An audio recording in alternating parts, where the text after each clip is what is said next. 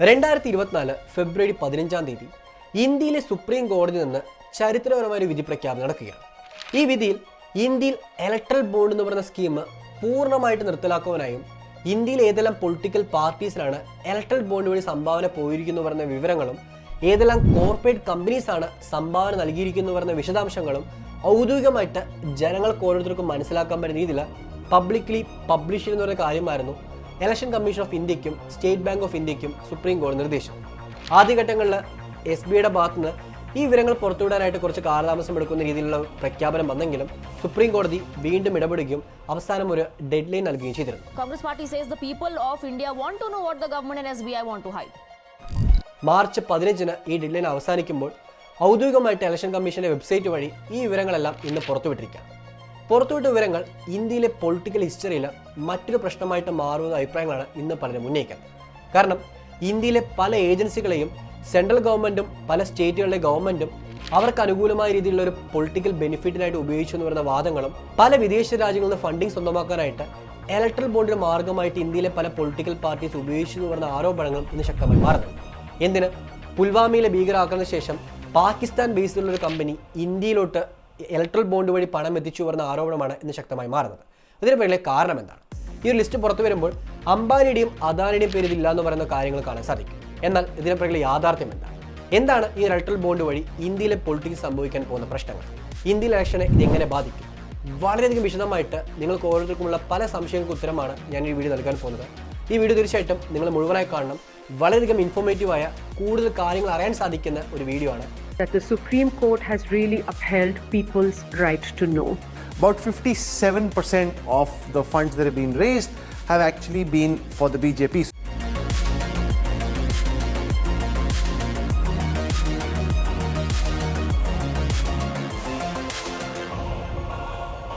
നമ്മൾ ആദ്യം മനസ്സിലാക്കേണ്ട രണ്ട് പ്രധാനപ്പെട്ട കാര്യങ്ങൾ. ഒന്ന്, എന്താണ് ഇലക്ട്രൽ ബോണ്ട് എന്ന് പറയുന്ന കാര്യം. രണ്ടാമത്തേത്, എന്താണ് ഇലക്ട്രൽ ട്രസ്റ്റ് എന്ന് പറയുന്ന കാര്യം. ഈ ഒരു ഇലക്ട്രൽ ബോണ്ടും ഇലക്ട്രൽ ട്രസ്റ്റും വളരെയധികം ഇമ്പോർട്ടൻ്റ് ആയിട്ടൊരു കാര്യമായിട്ട് പരിഗണിക്കാൻ സാധിക്കും. കാരണം ഇത് രണ്ടിനും അതിൻ്റേതൊരു സവിശേഷത ഇന്ന് കാണാൻ സാധിക്കുന്നുണ്ട്. നമുക്കാദ്യം എന്താണ് ഈ ഒരു ഇലക്ട്രൽ ട്രസ്റ്റ് എന്ന് പറയുന്ന കാര്യത്തെപ്പറ്റി മനസ്സിലാക്കാം. സിമ്പിളായി പറയുകയാണെങ്കിൽ പല കോർപ്പറേറ്റ് കമ്പനീസും പല പൊളിറ്റിക്കൽ പാർട്ടീസും സംഭാവന ചെയ്യാറുണ്ട്. ഇതിനുള്ള പ്രധാനപ്പെട്ട കാരണം ഈ പൊളിറ്റിക്സും അതുപോലെ കോർപ്പറേറ്റ് കമ്പനീസിൻ്റെ നിലനിൽപ്പും അത് ഏറ്റവും പ്രധാനപ്പെട്ട കാര്യമായിട്ടാണ് ഡെമോക്രാറ്റിക് കൺട്രീസിൽ കാണാൻ സാധിക്കുന്നത്. അതുകൊണ്ട് ഇനി പൊളിറ്റിക്കൽ പാർട്ടീസ് സപ്പോർട്ട് ചെയ്യുക അല്ലെങ്കിൽ അവരെ പിന്തുണയ്ക്കുക, ഇലക്ഷൻ അവർക്ക് വേണ്ട ഫണ്ട് നൽകുക എന്ന് പറയുന്ന ഇന്ന് ലോകത്തിലെ പല രാജ്യങ്ങളും നടക്കുന്ന ഒരു കാര്യമാണ്.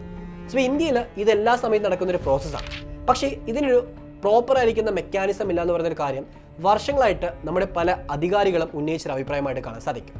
അങ്ങനെ 2013-ലാണ് ആദ്യമായിട്ട് ഇലക്ട്രൽ ട്രസ്റ്റ് എന്ന് പറയുന്ന കാര്യത്തെപ്പറ്റി UPA ഗവൺമെൻറ് ഇൻട്രൊഡ്യൂസ് ചെയ്യുന്നത്. സോ ഈ ഇലക്ട്രൽ ട്രസ്റ്റ് എന്ന് പറയുന്ന കാര്യത്തെപ്പറ്റി മനസ്സിലാക്കണമെങ്കിൽ ഒരു എക്സാമ്പിൾ എടുത്ത് നോക്കാം. അതായത് ഒരു 5 കമ്പനീസ് ഉണ്ട് സങ്കല്പിക്കുക. ഈ 5 കമ്പനീസും ഒരു പ്രത്യേക ആവശ്യത്തിന് വേണ്ടിയിട്ട് അവരുടെ ഫണ്ട് മാറ്റിവെക്കുകയാണ്, അല്ലെങ്കിൽ ഒരു ഡൊണേഷൻ നൽകാനായിട്ട് അവർ ഫണ്ടൊക്കെ മാറ്റിവെക്കുകയാണ്. ഈ മാറ്റിവെച്ച ഫണ്ട് ഒരു പർട്ടിക്കുലർ ട്രസ്റ്റ് രൂപീകരിച്ച് ഈ 5 കമ്പനീസിനെ റെപ്രസെൻറ്റ് ചെയ്യുന്നില്ല ആ ട്രസ്റ്റിലോട്ട് നൽകുകയാണ്. ഈ ട്രസ്റ്റ് ഈ ഒരു ഫണ്ട് ഏതേത് ആവശ്യത്തിന് വേണ്ടി ഉപയോഗിക്കണമോ ആ ആവശ്യത്തിനായിട്ട് ഉപയോഗിക്കുകയാണ്. ഈ ഒരു പ്രോസസ്സ് തന്നെയാണ് ഈ ഒരു ഇലക്ട്രൽ ട്രസ്റ്റിലും ഫോളോ ചെയ്യുന്നത്. അതായത് ഈ കമ്പനീസ് ഒരു ട്രസ്റ്റ് ഫോം ചെയ്യും. ഈ ട്രസ്റ്റിലോട്ട് അവർ ഫണ്ട് നൽകും. ഈ നൽകുന്ന ഫണ്ട് ഏതെല്ലാം പൊളിറ്റിക്കൽ പാർട്ടീസിന് എത്തേണ്ടത് ആ പൊളിറ്റിക്കൽ പാർട്ടീസിലോട്ട് ഈ ട്രസ്റ്റ് മുഖാന്തരം എത്തിക്കും. ഈ ഒരു പ്രോസസ്സ് വഴി ഏതെല്ലാം കമ്പനീസ് എത്ര തുക നൽകിയിരിക്കുന്നു പറയുന്ന കാര്യത്തെപ്പറ്റിയും ഏതെല്ലാം പൊളിറ്റിക്കൽ പാർട്ടീസിന് സംഭാവന പോയിരിക്കുന്നു പറയുന്ന കാര്യത്തെപ്പറ്റിയും കൃത്യമായിട്ട് മനസ്സിലാക്കാൻ സാധിക്കും.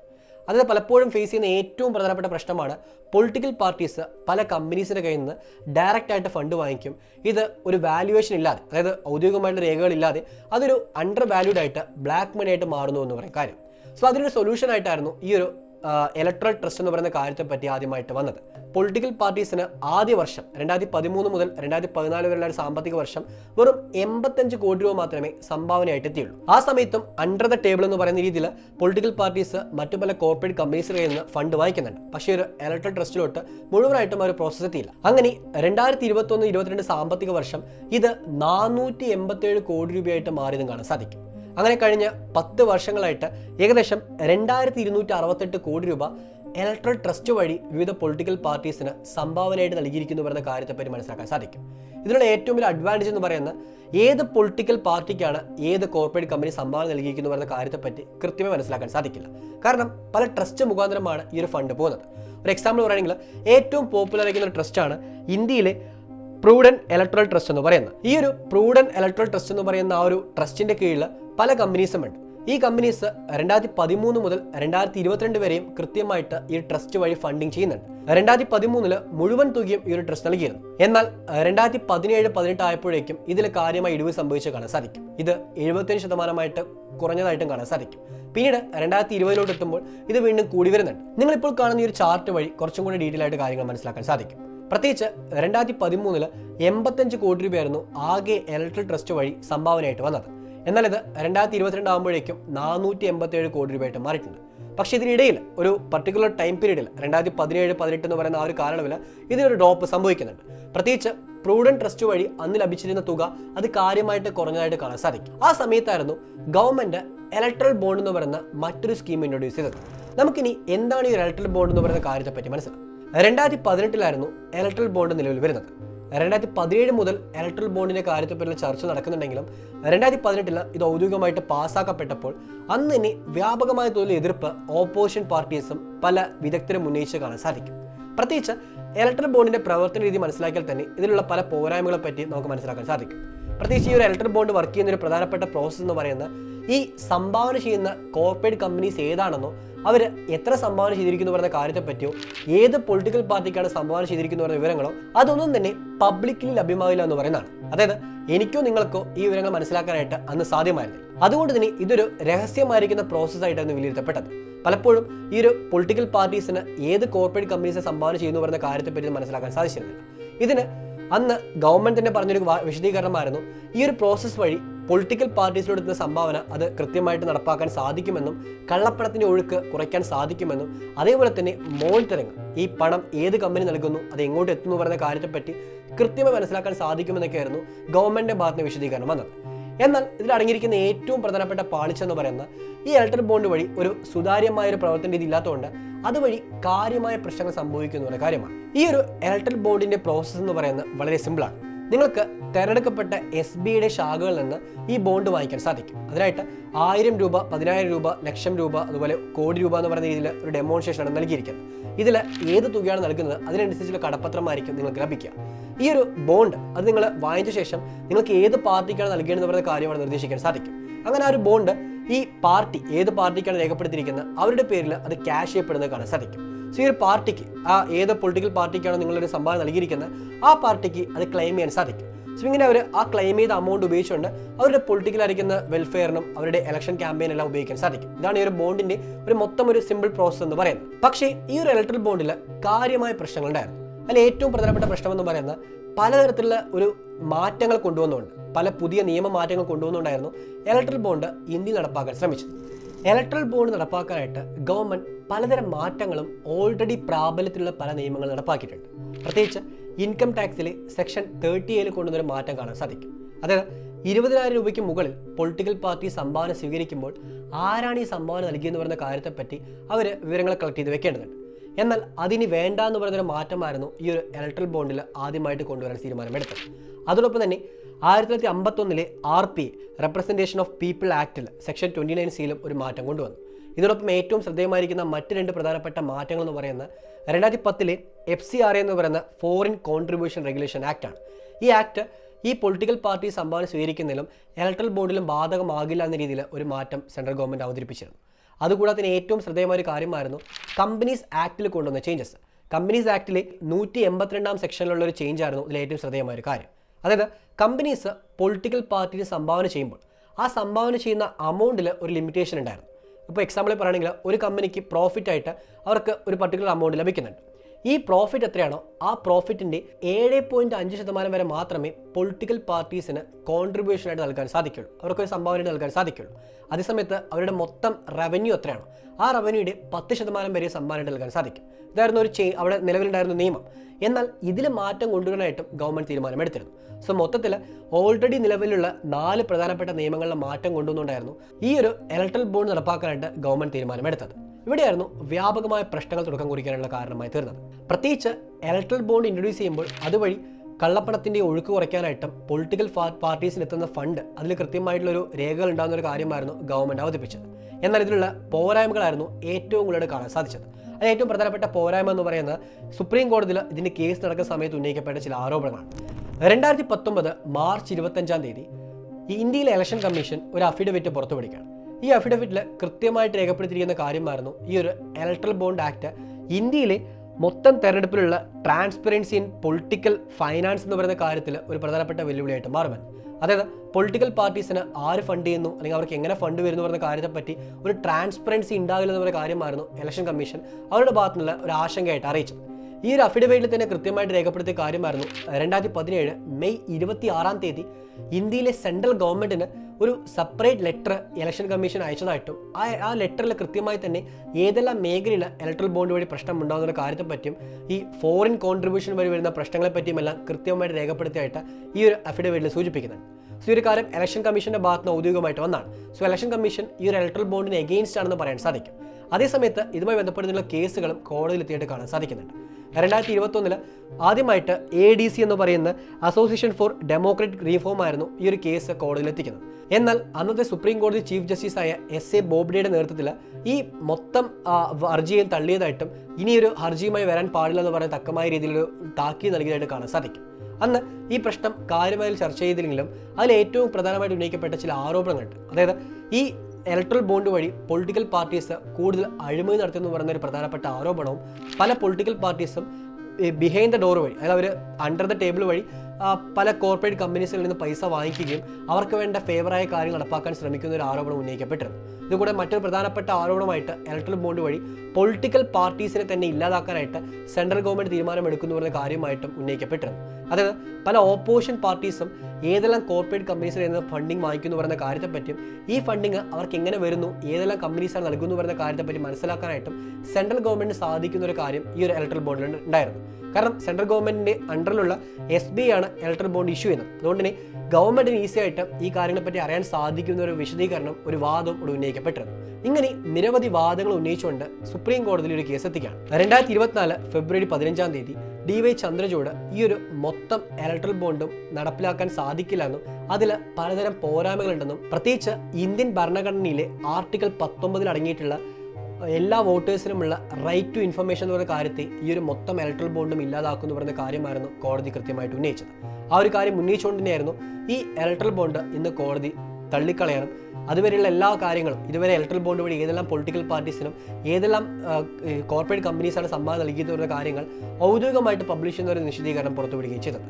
ഇന്ന് ഈ പറഞ്ഞിരിക്കുന്ന ജഡ്ജ്മെന്റ് ആണ് കാര്യമായ കോൺട്രവേഴ്സി ആയിട്ട് മാറിയിരിക്കുന്നത്. നമുക്കിനി എന്താണ് ഒരു ജഡ്ജ്മെന്റിന് ശേഷം വന്നിരിക്കുന്ന മാറ്റങ്ങളെന്നും എന്തെല്ലാം കോൺട്രവേഴ്സിയാണ് ഇപ്പോൾ സംഭവിച്ചുകൊണ്ടിരുന്ന കാര്യത്തെപ്പറ്റി മനസ്സിലാക്കാൻ ശ്രമിക്കാം. ഇത് വളരെയധികം ഇൻട്രസ്റ്റിംഗ് ആയിരിക്കുന്ന ചാപ്റ്ററാണ്. കാരണം കുറേയധികം വിശദാംശങ്ങളും കുറേയധികം സ്റ്റഡീസും കുറേയധികം കണക്ഷൻസും നമുക്ക് മനസ്സിലാക്കാൻ സാധിക്കും. ഇലക്ഷൻ കമ്മീഷനാണ് കോടതിയുടെ വിധിക്ക് ശേഷം ഈ ലിസ്റ്റ് ഔദ്യോഗികമായിട്ട് പബ്ലിഷ് ചെയ്തിരിക്കുന്നത്.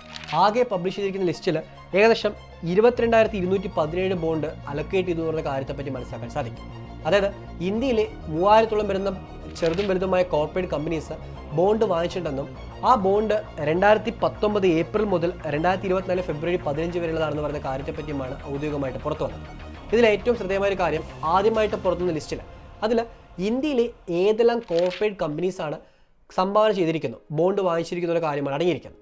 രണ്ടാമത്തെ ലിസ്റ്റിൽ ഏതെല്ലാം പൊളിറ്റിക്കൽ പാർട്ടീസാണ് ഈ ബോണ്ട് റിഡീം ചെയ്തു എന്നുള്ള കാര്യത്തെപ്പറ്റി സൂചിപ്പിക്കുന്നുണ്ട്. അതായത് ഈ കമ്പനീസ് ബോണ്ട് വാങ്ങിച്ചു കഴിഞ്ഞാൽ അത് ഓട്ടോമാറ്റിക്കലി ഒരു പൊളിറ്റിക്കൽ പാർട്ടിയുടെ മേലെയാണെങ്കിൽ അവർക്കത് ലഭ്യമാവും. സോ ഇത് അവർ റിഡീം ചെയ്യണം, എന്നാൽ മാത്രമേ അവരുടെ അക്കൗണ്ടിലൂടെ കാശായിട്ട് മാറുകയുള്ളൂ. സോ റിഡീം ചെയ്യുക എന്ന് പറയുന്ന ഒരു പ്രോസസ് അവിടെ അടങ്ങിയിട്ടുണ്ട്. ഇൻ കേസ് ഒരു പൊളിറ്റിക്കൽ പാർട്ടി ഈ ഒരു ബോണ്ട് റിഡീം ചെയ്തില്ലെങ്കിൽ അത് അവിടെ വെറുതെ കടന്നേക്കാം. ആ സമയത്ത് ഈ വെറുതെ കിടക്കുന്ന ബോണ്ട് അത് ഏകദേശം 187 ബോണ്ടുകൾ എന്ന് പറയുന്ന കാര്യമാണ് ഈ ഔദ്യോഗികമായിട്ട് SBI പുറത്തുവിട്ടിരിക്കുന്നത്. സോ ഈ 187 ബോണ്ടുകളും പ്രൈം മിനിസ്റ്ററുടെ ദുരിതാശ്വാസ നിധിയിലോട്ട് പോകുന്ന കാര്യത്തെപ്പറ്റി ഇന്ന് പുറത്തു വന്നിട്ടുണ്ട്. സോ ഇതാണ് ഈ മൊത്തം പുറത്തു വന്നിരിക്കുന്ന ലിസ്റ്റിൻ്റെ ഒരു സ്ട്രക്ചർ എന്ന് പറയാൻ സാധിക്കും. എന്നാൽ ഈ പുറത്തു വന്നിരിക്കുന്ന ലിസ്റ്റിലുള്ള ഏറ്റവും പ്രധാനപ്പെട്ട പ്രശ്നമെന്ന് പറയുന്നത് ഈ ലിസ്റ്റിൽ ഏതെല്ലാം കോർപ്പറേറ്റ് കമ്പനീസാണ് ഏതെല്ലാം പൊളിറ്റിക്കൽ പാർട്ടീസിന് സംഭാവന ചെയ്തു വരുന്ന കാര്യത്തെപ്പറ്റി ഒരു അടങ്ങിയിട്ടില്ല എന്ന് പറയുന്നത്. സിമ്പിളായി പറയുകയാണെങ്കിൽ ഒരു കോർപ്പറേറ്റ് കമ്പനി അവർ ബോണ്ട് വാങ്ങിക്കുന്നു. ഈ വാങ്ങിച്ച ബോണ്ട് എപ്പോഴാണ് വാങ്ങിച്ചത്, ആ ഡേറ്റും അവർ എത്ര രൂപയുടെ ബോണ്ടാണ് വാങ്ങിച്ചിരിക്കുന്ന കാര്യം മാത്രമേ അടങ്ങിയിട്ടുള്ളൂ. അതേസമയത്ത് പൊളിറ്റിക്കൽ പാർട്ടി ഈ ബോണ്ട് റിഡീം ചെയ്യുമ്പോൾ അവരിപ്പോൾ ബാങ്കിൽ കൊണ്ടിട്ട് ഒരു ചെക്ക് നമ്മൾ മാറ്റുന്ന സമയത്ത് നമുക്ക് പൈസ കിട്ടുമല്ലോ.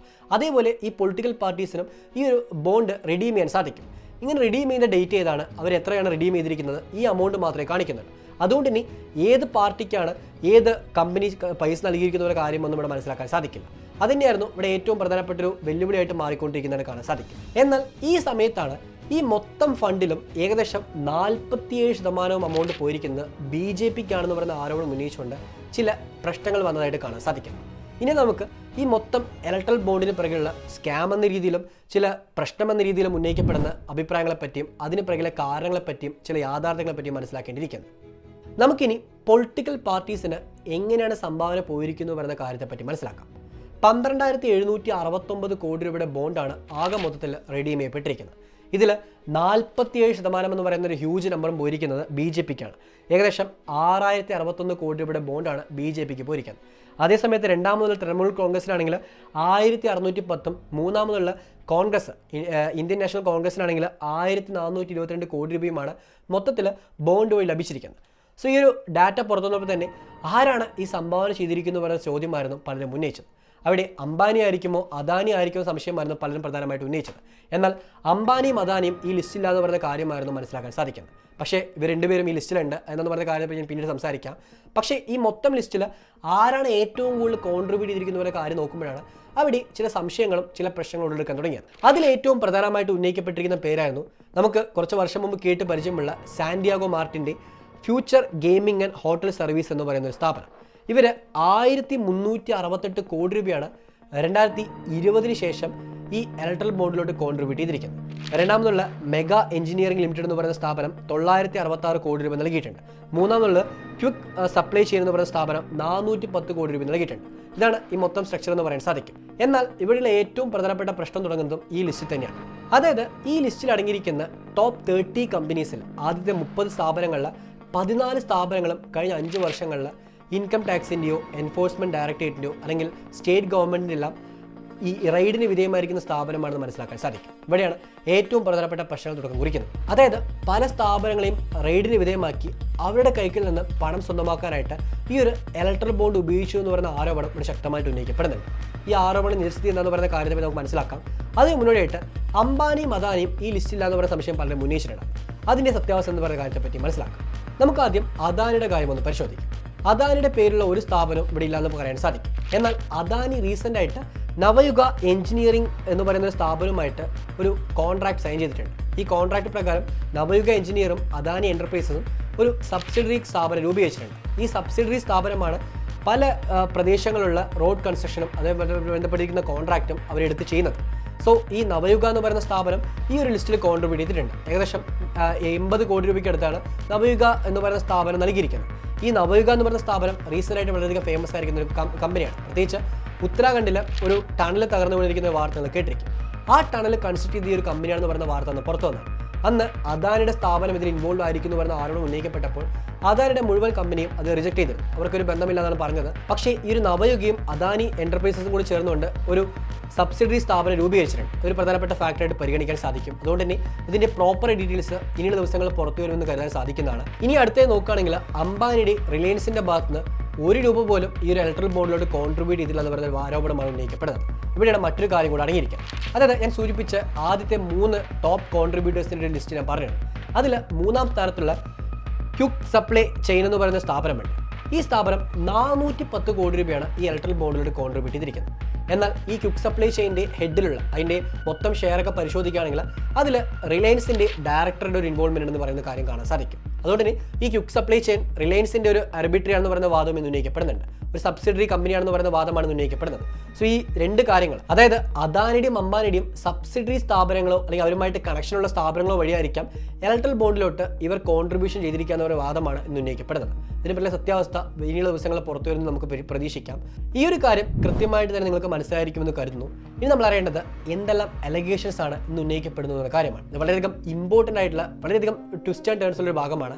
അതായത് ഞാൻ ടോപ്പ് ലിസ്റ്റിൽ സൂചിപ്പിച്ച ഏറ്റവും കൂടുതൽ കോൺട്രിബ്യൂഷൻ ചെയ്തിരിക്കുന്ന 2 കമ്പനീസ് ഉണ്ട്. ഒന്ന് സാന്റിയാഗോ മാർട്ടിൻ എന്ന് പറയുന്ന ഈ കേരളത്തിലും തമിഴ്നാട്ടിലും കർണാടകയിലൊക്കെ ഏറ്റവും കൂടുതൽ പ്രശ്നം സൃഷ്ടിച്ച ലോട്ടറി കിങ് എന്ന് സ്വയം വിശേഷിപ്പിക്കുന്ന ആ ഒരു ഗാംബ്ലറാണ്. ഇയാളെ പറ്റി നമുക്ക് എല്ലാവർക്കും അറിയാവുന്ന കാര്യമാണ്. പ്രത്യേകിച്ച് ഒറ്റ നമ്പർ ലോട്ടറിയൊക്കെ കൊണ്ടുവന്നുകൊണ്ട് അതുവഴി വ്യാപകമായ തട്ടിപ്പ് നടത്തിയൊരു വ്യക്തിയാണ്. സോ ഇയാളുടെ പേരിൽ തട്ടിപ്പിനും വഞ്ചനയ്ക്കും അതുപോലെ തന്നെ കള്ളപ്പണം വെച്ചതിനെല്ലാം രീതിയിൽ കാര്യമായൊരു കേസുകളൊക്കെ രജിസ്റ്റർ ചെയ്യപ്പെട്ടതാണ്. സോ സാന്റിയാഗോ മാർട്ടിൻ്റെ പേരിലുള്ള ഫ്യൂച്ചർ ഗെയിമിംഗ് എന്ന് പറയുന്ന ഒരു സ്ഥാപനമാണ് ഈ മൊത്തം ഇലക്ട്രൽ ബോണ്ടിൽ ഏറ്റവും കൂടുതൽ സംഭാവന നൽകിയിരിക്കുന്നത്. 1300 വരുന്ന കോടി രൂപ നൽകിയിട്ടുണ്ട്. സോ ഇത്രയും തുക നൽകിയിരിക്കുന്ന ഒരു സ്ഥാപനം ഇവരുടെ ഒരു മൊത്തം സ്ട്രക്ചർ എടുത്ത് പരിശോധിക്കുകയാണെങ്കിൽ അവിടെ നമുക്ക് പലതരത്തിലുള്ള കൺഫ്യൂഷൻ ജനിപ്പിക്കുന്ന കാര്യങ്ങൾ കാണാൻ സാധിക്കും. പ്രത്യേകിച്ച് 1368 കോടി രൂപ 2020-നും 2023-നും ഇടയിലുള്ള 3 വർഷ കാലയളവിലാണ് ഈ ഒരു കമ്പനി നൽകിയിരിക്കുന്നത്. ഈ തുക നൽകിയിരിക്കുന്നതിൻ്റെ ആ ഒരു ടൈം ലൈൻ പരിശോധിക്കുകയാണെങ്കിൽ ഇതേ സമയത്ത് തന്നെ ഈ സ്ഥാപനത്തിന് നേരെ റെയ്ഡ് വന്നതായിട്ടും കാണാൻ സാധിക്കും.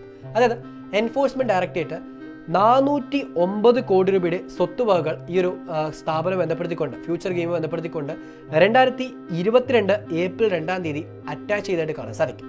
അതായത് കള്ളപ്പണം വെച്ചതിനും അതുമായി ബന്ധപ്പെട്ട കാര്യങ്ങളും ഉന്നയിച്ചുകൊണ്ടാണ് ഈ മണി ലോണ്ടറിംഗ് എന്ന് പറയുന്ന കാര്യം പ്രധാനമായിട്ട് ഉന്നയിച്ചിട്ടാണ് ഈ ഒരു 409 കോടി രൂപ വിധത്തിലുള്ള സ്വത്തുവകകൾ അന്ന് ED കണ്ടെത്തിയത്.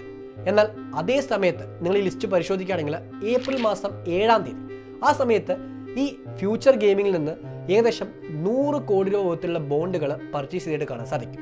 ഈ 100 കോടി രൂപയുടെ ബോണ്ട് ഏത് പൊളിറ്റിക്കൽ പാർട്ടിയിലോട്ട് പോയിരിക്കുന്നു എന്ന ചോദ്യമാണ് ഇന്ന് പലരും ഉന്നയിക്കുന്നത്. ഇത് BJP-യിലോട്ടാണോ അല്ലെങ്കിൽ തമിഴ്നാട്ടിലെ ഗവൺമെന്റിലോട്ടാണോ അല്ലെങ്കിൽ കോൺഗ്രസിലോട്ടാണോ എന്ന് പറയുന്ന ചോദ്യങ്ങളും ഇന്ന് വ്യാപകമായി ഉന്നയിക്കുന്നത് കാണാൻ സാധിക്കും.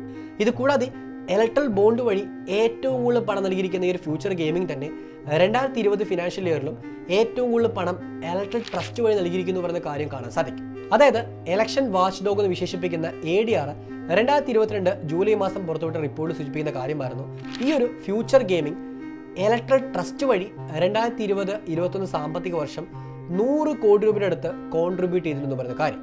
സോ ഇലക്ട്രൽ ട്രസ്റ്റ് വഴിയും ഇതേ സ്ഥാപനം 100 കോടി രൂപയ്ക്ക് മുകളിൽ കോൺട്രിബ്യൂട്ട് ചെയ്തിട്ടുണ്ട്. ഈ ഫ്യൂച്ചർ ഗെയിമിംഗ് നൽകിയിരിക്കുന്ന 100 കോടി രൂപയും വിവരിക്കുന്ന പ്രൂഡൻ ഇലക്ട്രൽ ട്രസ്റ്റ് എന്ന് പറയുന്ന ഞാൻ മുമ്പ് സൂചിപ്പിച്ച് ഏറ്റവും കൂടുതൽ കോൺട്രിബ്യൂഷൻ നൽകിയിരിക്കുന്ന ആ ഒരു ട്രസ്റ്റിലോട്ടാണ്. ഈ ട്രസ്റ്റ് നിന്ന് പോയിരിക്കുന്ന തുക അതിൻ്റെ 75% പോയിരിക്കുന്ന BJP ഗവൺമെന്റിലോട്ടാണ്. സോ BJP എന്ന് പറയുന്ന ഒരു പൊളിറ്റിക്കൽ പാർട്ടിയിലോട്ടാണ് ഈ ഒരു മൊത്തം തുകയും പോയിരിക്കുന്നത്. അതുകൊണ്ട് തന്നെ ഈ ഒരു BJPക്ക് അനുകൂലമായ രീതിയിൽ ഈ ഫ്യൂച്ചർ ഗെയിമിംഗ് പ്രവർത്തിക്കുന്നു പറയുന്ന ആരോപണം ഇന്ന് ശക്തമായി മാറിക്കൊണ്ടിരിക്കുകയാണ്. ഇതേപോലെ തന്നെ രണ്ടാമതായിട്ട് ഏറ്റവും കൂടുതൽ കോൺട്രിബ്യൂട്ട് ചെയ്തിരിക്കുന്ന മെഗാ എഞ്ചിനീയറിംഗ് ലിമിറ്റഡ് എന്ന് പറയുന്ന സ്ഥാപനമുണ്ട്. ഇവർ ഏകദേശം 1000 കോടി രൂപയ്ക്ക് അടുത്താണ് ഇലക്ട്രൽ ബോണ്ടിൽ കോൺട്രിബ്യൂട്ട് ചെയ്തിരിക്കുന്നത്. ഈ സ്ഥാപനത്തിന്റെ പേരിലും ഇന്ന് വ്യാപകമായ ആരോപണം ഉന്നയിക്കപ്പെടുന്നത് കാണാൻ സാധിക്കും. പ്രത്യേകിച്ച് ഈ ഒരു മെഗാ എഞ്ചിനീയറിംഗ് എന്ന സ്ഥാപനത്തിന് വലിയ തോതിലുള്ള പല കീ പ്രൊജക്ട്സും ഗവൺമെന്റ് അലക്കേറ്റ് ചെയ്തു പറയുന്ന കാര്യമാണ് ആദ്യമായിട്ട് ഉന്നയിക്കുന്നത്. അതിൽ തന്നെ ഏറ്റവും ശ്രദ്ധേയമായ ഒരു കാര്യമായിരുന്നു 5400 കോടി രൂപയുടെ മംഗോളിയൻ ഗവൺമെന്റ് ഒരു പ്രൊജക്ട്. ഈ പ്രൊജക്ട് ഇന്ത്യൻ ഗവൺമെന്റുമായി ചേർന്നുകൊണ്ടാണ് മംഗോളിയ നടപ്പാക്കുന്നത്. സോ ഇന്ത്യൻ ഗവൺമെന്റ് ടു ഗവൺമെന്റിലോട്ട് വന്നിരിക്കുന്ന ആ ഒരു പ്രൊജക്ട് ഈ ഒരു മെഗാ എഞ്ചിനീയറിംഗ് സ്ഥാപനത്തിന് കൈമാറുന്ന ഒരു അഭിപ്രായം ഇന്ന് കേൾക്കാൻ സാധിക്കും. ഇതേപോലെ തന്നെ 14400 കോടി രൂപയുടെ മുംബൈയിലെ ഒരു ട്വിൻ ടണൽ നിർമ്മിക്കാനുള്ള പ്രൊജക്റ്റും ഈ ഒരു സ്ഥാപനത്തിന് കൈമാറിയത് കാണാൻ സാധിക്കും. ഏറ്റവും ഒടുവിൽ ഇന്ത്യൻ ഡിഫൻസ് മിനിസ്റ്ററിയുടെ ഭാഗമായിട്ടുള്ള 500 കോടി രൂപ വിധത്തിലുള്ള ഒരു പ്രൊജക്റ്റും ഈ ഒരു സ്ഥാപനത്തിന് കൈമാറിയിട്ടുണ്ട്. അതുകൊണ്ട് തന്നെ മെഗാ എഞ്ചിനീയറിംഗ് അനുകൂലമായ രീതിയിൽ ഗവൺമെന്റ് പ്രവർത്തിക്കുന്നുവെന്നും ആ ഗവൺമെന്റിനെ സപ്പോർട്ട് ചെയ്യുന്ന രീതിയിൽ ഒരു അവർക്ക് വേണ്ടിയുള്ള കമ്മീഷൻ നൽകാനായിട്ടാണ് ഈ ഒരു ഇലക്ട്രൽ ബോണ്ട് വഴി ഇവർ ശ്രമിച്ചിരിക്കുന്ന ഒരു ആരോപണം ഉന്നയിക്കപ്പെടുന്നുണ്ട്. ഇതിൽ തന്നെ ഏറ്റവും ശ്രദ്ധേയമായ മറ്റൊരു കാര്യമായിരുന്നു ഈ ഒരു മെഗാ എഞ്ചിനീയറിംഗ് എന്ന സ്ഥാപനത്തിൻ്റെ തന്നെ മറ്റൊരു സബ്സിഡറി ആയിട്ടുള്ള വെസ്റ്റേൺ UP പവർ ട്രാൻസ്മിഷൻ എന്ന സ്ഥാപനം 220 കോടി രൂപ ഈ ഒരു ഇലക്ട്രൽ ബോണ്ടിൽ കോൺട്രിബ്യൂട്ട് ചെയ്തിട്ടുണ്ട്. ആ സ്ഥാപനത്തിനും അനുകൂലമായ രീതിയിൽ പല ടെൻഡറുകളും ഗവൺമെന്റ് കൈമാറിയിട്ടുണ്ടെന്ന് പറയുന്ന അഭിപ്രായങ്ങളും ഇന്ന് കേൾക്കാൻ സാധിക്കും. ഇതിൽ ഏറ്റവും പ്രധാനപ്പെട്ട കാര്യമെന്ന് പറയുന്ന ഈ ഒരു മെഗാ എഞ്ചിനീയറിംഗിനെ 2019 അവരുടെ ഹൈദരാബാദ് ഓഫീസിൽ വെച്ച് ഒരു ഇൻകം ടാക്സ് ഡിപ്പാർട്ട്മെന്റിന്റെ ഒരു ഒഫീഷ്യൽ ഇൻസ്പെക്ഷൻ നടന്നിരുന്നു. ഇതൊരു ഇൻസ്പെക്ഷൻ ആണെന്നായിരുന്നു അന്ന് ഈ കമ്പനി പോലും പ്രഖ്യാപിച്ചത്. ആ ഇൻസ്പെക്ഷൻ ശേഷമാണ് ഇവർ ഏറ്റവും കൂടുതലായിട്ട് ഈ ഒരു മൊത്തം ഇലക്ട്രൽ ബോണ്ടിലോട്ട് കോൺട്രിബ്യൂട്ട് ചെയ്തിരിക്കുന്നത്. ഇതും ഒരു പ്രധാനപ്പെട്ട ആരോപണമായിട്ട് ഇന്ന് ഉന്നയിക്കപ്പെടുന്നുണ്ട്. മാത്രമല്ല ഈ ഒരു സ്ഥാപനം ഈ ഒരു മെഗാ എഞ്ചിനീയറിംഗിൻ്റെ പേരിൽ ഹൈദരാബാദിലും ബാക്കിയുള്ള പല കർണാടകയിലെ പ്രദേശങ്ങളിലും വലിയ തോതിലുള്ള ആരോപണങ്ങൾ ശക്തമായി നിലനിൽക്കുന്നുണ്ട്. പ്രത്യേകിച്ച് ഈ ഓഡിറ്റർ ജനറലിൻ്റെ ഒരു ഔദ്യോഗികമായിരിക്കുന്ന റിപ്പോർട്ടിൽ സൂചിപ്പിക്കുന്ന കാര്യമായിരുന്നു 7500 കോടി രൂപയുടെ എക്സസ് എമൗണ്ട്, അത്രയും കൂടുതൽ തുക ഈ സ്ഥാപനം പല പ്രൊജക്റ്റുകളായിട്ട് ഗവൺമെൻറ് അലൊക്കേറ്റ് ചെയ്ത് ഉപയോഗിച്ചിട്ടുണ്ട്. സോ അത്രയും തുക അവർക്ക് അധികമായിട്ട് ലഭിച്ചിട്ടുണ്ട്. ആ തുക എന്തിനു വേണ്ടി അലൊക്കേറ്റ് ചെയ്തു എന്ന ചോദ്യം ഇപ്പോൾ ഉന്നയിക്കപ്പെടുന്നുണ്ട്. അതും ഒരു പ്രധാനപ്പെട്ട ആരോപണം. ഇതെല്ലാം തന്നെ ഗവൺമെൻറ് സപ്പോർട്ട് ചെയ്ത് ഗവൺമെൻറ്റിൻ്റെ പിൻബലത്തോടുകൂടി ജനങ്ങളെ ചൂഷണം ചെയ്യുന്ന ഒരു കാര്യമായിട്ട് മാറിയെന്ന് പറയുന്ന അഭിപ്രായങ്ങൾ കേൾക്കാൻ സാധിക്കും. ഇതുപോലെ തന്നെ പല പ്രധാനപ്പെട്ട കമ്പനീസിൻ്റെ പേരും ഇവിടെ ഉന്നയിക്കപ്പെടുന്നുണ്ട്.